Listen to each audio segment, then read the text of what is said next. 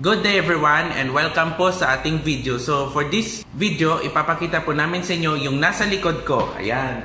Makikita mo itong TCL split type aircon. Ayan. So hawak ko tong remote. Ayan, makikita mo guys oh. Para siyang cellphone oh. Pwede ka namang hello dyan. So this unit, makikita mo itong itsura ng remote. Meron siyang temperature button, may fan, may echo, may swing. Ayan o. So makikita, as you can see, makikita mo yung swing button. May up and down at saka left and right na yung swing, di ba? Then nasa baba, meron siyang sleep display, yung timer o mute. Ang ibig sabihin yung mute, I don't know, baka i-mute yung parang beep. Wag ko na talaga pakialamin. So turbo. And ito naman yung bagong features na I-Feel. Ano kaya ang I-Feel? I-Feel malamig talaga sa loob ng bahay o kahit sa iba pang ano. I-Feel talaga matutulog kapag aircon kasama ko. Yan. So this video, ipapakita pa namin sa inyo kung paano i-operate yung yung swing. Ito yung swing guys oh. Yan.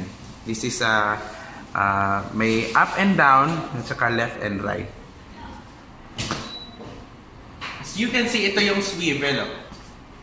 Yan. Kung gusto mong pigilan yung swivel, yan. See? Ano talaga ang acronym ng TCL? So, sa mga nagtatanong ko ano ang acronym ng TCL, ang acronym yan is Telecom Corporation Limited. Ang I-Feel feature ay ginagamit ng temperature sensor na makikita sa buttons ng remote control ng aircon na kung saan madetect ang temperature sa loob ng kwarto. Sa pag-activate ng button na I-Feel na nasa remote, ang user o sino mang gumagamit ito ay pwedeng maset yung temperature na kanyang gusto at ang built-in sensor na makikita sa remote mismo na makakommunicate yung environmental temperature. Alright, sa mga nagtatanong dyan kung ano ba talaga ang specifications ng nasabing aircon, ang specs ng TCL split type na may model number na TAC-18CSA/KEI ay 2.0 horsepower, I-Feel mode, may cooling capacity na 18,992 kilojoules per hour, rated power input ay 2,400 watts, indoor air volume, malaking tipid talaga sa kuryente dahil may 5D DC inverter, Titan Gold technology, indoor air volume measures 810 mAh, fast cooling at syempre quiet operation so hindi talaga maingay habang siya ay umaandar. Yung indoor unit size ay may sukat na 910 by 292 by 205.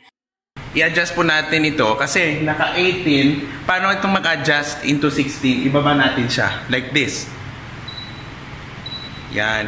This is the coolest temperature talaga. Ito po yung display. Yan. Ayun. Narinig mo? Yan. Kino-control talaga yung remote, yung temperature niya. Makikita mo dito din sa taas which is yung display. So napakaganda talaga yung itsura ng ng unit which is indoor unit. Pero yung makikita mo yung tubo guys oh. Yung ang papunta sa outdoor unit. Yan. So that's all for today guys. And thank you so much for watching and see you again for the next video. Goodbye everyone.